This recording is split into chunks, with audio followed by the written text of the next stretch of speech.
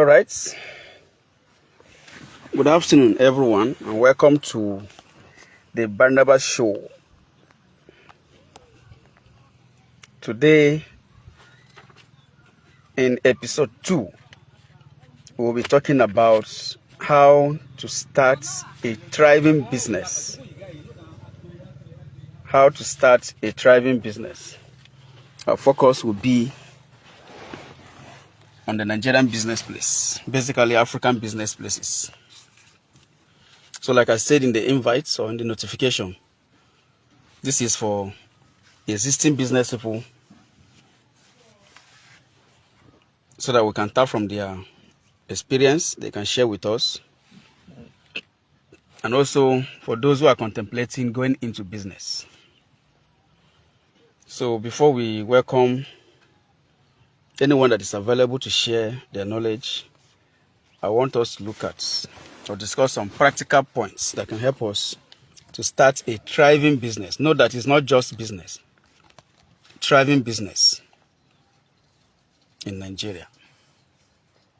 Now, I'm not going to bore you with definitions of what business is. So we're going to go on to practical, hands-on. Now, for us to start a business, we want to make sure, important, that we have a passion for that. So what can I do? What do I know how to do well? What do I love doing? It's important. However, it's not that much important as to what will give me income. Except you're already a rich man who just wants to open a business for the sake of opening a business. The purpose of business is to get income. And so you want to ask yourself, what business will I do or start that will actually bring income, money? That's the purpose of it.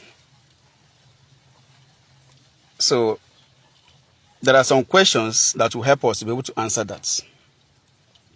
The first question to ask is, what do people complain about in my area? So the area can be your community, can be the town where you stay, or the city or state, or even the country itself. What do people complain about? And you can get this answer by going around. In your conversations with people, you get to know what people complain about. Then number 2, what service is poorly done in my area? It means that this service is already in place. There is somebody offering the service already, but it is poorly done. Then the third question, what do people already spend money on?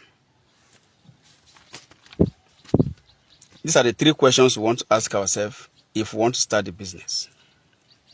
Let me take those questions again. What do people complain about in my area? What service is poorly done in my area? And then thirdly, what do people already spend money on? So if you're able to answer such questions, you will now know what you want to do. So in as much as passion is good, there is something you love doing and so you want to focus on it is good. You want to focus more on what gives income. And so by the time you've analyzed these 3 questions and you discover that there is nothing that you know how to do that answers these 3 questions, it will help you to make research or to go and learn or study about that particular area that will solve the problem, instead of continuing to open your own business that you have passion for but don't have a market for. We'll discuss more about that later on towards the end. I hope you get the gist. The important thing is your business, you solve a problem. It could be from existing businesses and it could be a new business. But let it solve a problem. Once it solves a problem, then you are good to go. Now, just for the sake of clarity, because sometimes when you discuss business, Some people will tell you that which area should I go to? And let me just give you some hot areas in Nigeria, Africa specifically. Now you can expand it on your own, do your own research, and see the one that applies to your side. The first business is food. Any business that has to do with food and agriculture will always be a thriving business. And that is why no matter the weather, no matter how bad it is, people will always eat. Food is very, very important. And so this is one of the hot areas that you can ask yourself, do you know how to cook? Are people complaining about restaurants in your area? How do the existing restaurants serve their customers? What can you do differently? Something like that. Then number two, when we talk about food and agriculture, we also want to think about those that sell chemicals. That is agrochemicals. They too, when started in a very good location, especially during their season, they always sell well. That's just an example. You can think of other areas under food and agriculture. Then, another area that is very thriving is transportation and logistics. Transportation, moving people or goods from one place to another, is another business that will always thrive.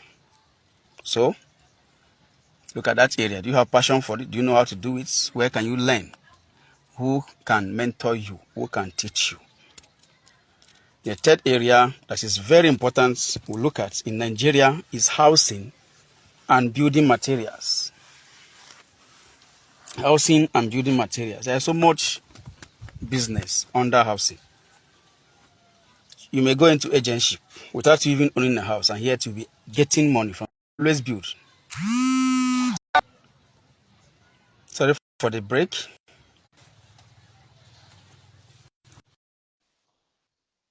Right, so we're talking about housing and building materials. That's another good area to look at.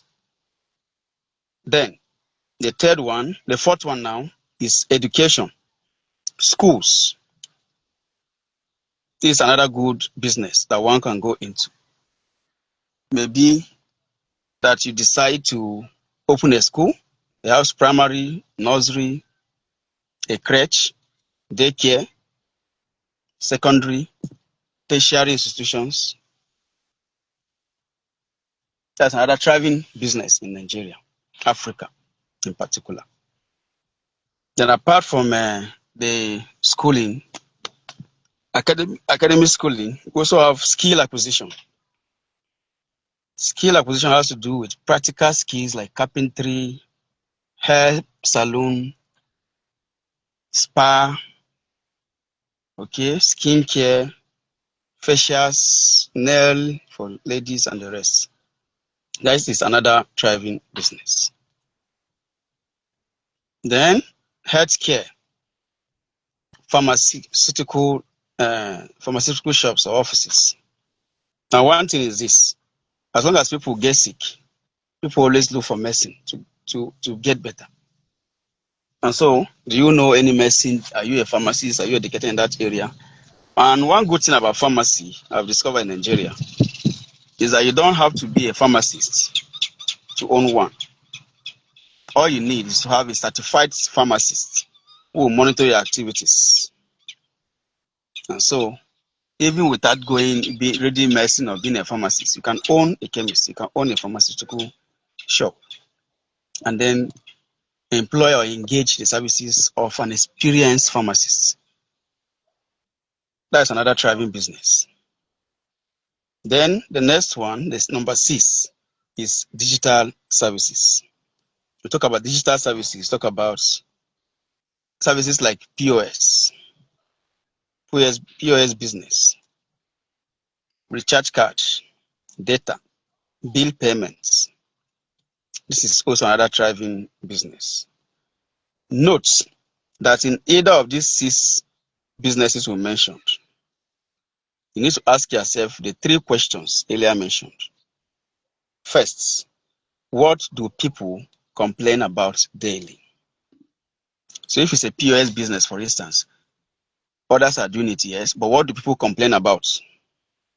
Keep that. The number 2, what service is poorly done in my area? That means these POS people, how do they do it that people don't like?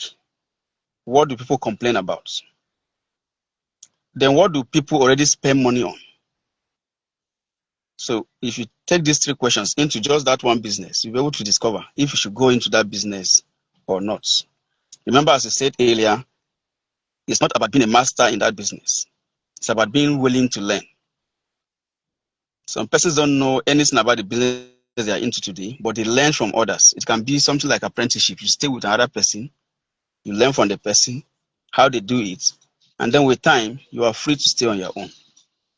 When we go into business, we want to remember that it should not be about quick money. You want to be patient. You want to build.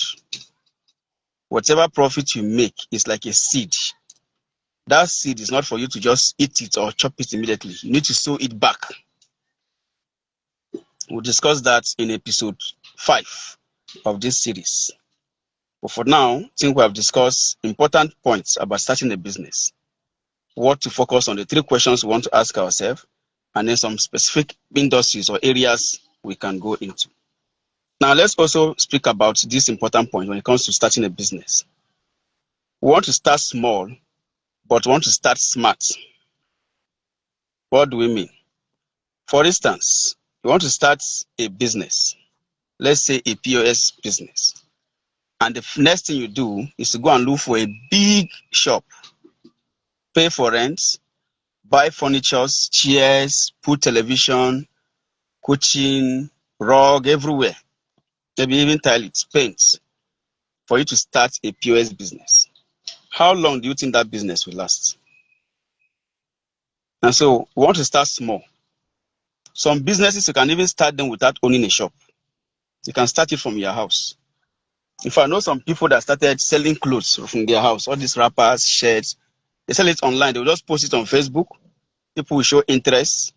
And then when they are ready, they will supply it to them. So little by little as they started, once they now say that they have a market already, they can now site an office close to where they have their market. And so, even though we use POS as an example, any business you want to start, try to understand if you actually need a shop. If you don't need a shop, start from your house. That's how you start small. Start with your phone. Technology has helped us a lot. Make use of it. You must not go and open a big shop, call them to come and pray for you. They will pray, you spend money. People will eat and drink for you to open a shop that you don't even know how much you will make. Some days, sometimes, such businesses don't even last because the initial capital has been used to do shop opening and shop warming. Now, I want to understand something about business. One thing that we want to understand is something that works in Lagos may not work in Wukari. Something that works in Aba may not work in Yola, and vice versa. And so you want to ask yourself, who are my customers? That is, who is my market? What is my market? How much can my market pay? Now let's discuss that. If you open a restaurant in Lagos, for instance, or Abuja, Port Harcourt, you'll discover that how much you will sell will be far higher than how much you will sell if the restaurant is here in Wukari, in Yola, or in other places. Just an example I'm citing. Now, the purpose of that is for us to understand that you don't use a projection of a different city to bring it to another different place. I know some persons who started big restaurants, very costly restaurants then in Wukari. I can mention them. You hear a plate of food, 5,000, 6,000. Some persons will go at the initial stage, but how many will continue going to such a place? And so you want to know your environment. Because somebody is doing it like that somewhere does not mean you also do it the same way here. If you're a tailor, for instance, or you want to go into tailoring, for instance, you don't say because a tailor who is in Abuja is sewing senator 50,000, and so you too, that's in a different location, you also sew 50,000. May end up not having market. So you want to study your market. What can my market afford? Then tailor your services close to your market. Important question another important question I want to answer again is, who are my competitors? What can you do better than them? You see, in business, the person that does a similar business to you is not your rival. That's the problem people are having. They see them as rivals. Remember, according to P Square, is Rude Boy, that song, Winning. He said, the war is against poverty. It's not against your brother. You are fighting poverty with that your business. You are not fighting your brother. So how do I do better? How do I get more customers? It's your concern. Not how do I eliminate that person? How do I remove that person? No. Live and let live. And so try to see how you can do your business better. We're going to discuss more on that in the next episode, which is episode 3, rather. So for today, we've discussed briefly how to start a thriving business in Nigeria. We've discussed 3 important questions we want to answer before starting a business. It's not about passion alone. It's also about income. Will the business give you income? It's not just because I love doing hair, and so I'll be doing hair, and there's nobody to make hair in my area. That passion will not help. And so we want to combine it where possible. But then, if we are to eliminate, we eliminate passion and go for what will bring income. So I want to ask, what services are being done in my area that is being done poorly? How can I improve on it? And they want to also look at the hot areas we mentioned: food and agriculture, transportation, housing and building materials, education, healthcare, digital services. There are still many that you can think of. We will not talk about fashion, that is tailoring. There are different sides to it. There are different areas when it comes to tailoring. It's not just about sewing clothes that people wear. There are others that deal with the different fittings. Others supply the clothes, the materials. There are different things on it. So study the one that can fit into your passion and income. And then we also mentioned, want to start small and not start big. So you can climb gradually. You can move from your house online to getting a shop. You can move from using an umbrella to actually building a place. It should be gradual. Okay, so at this point, we want to give opportunity. If you have any question, drop it in the comment section. If you have any addition you can make,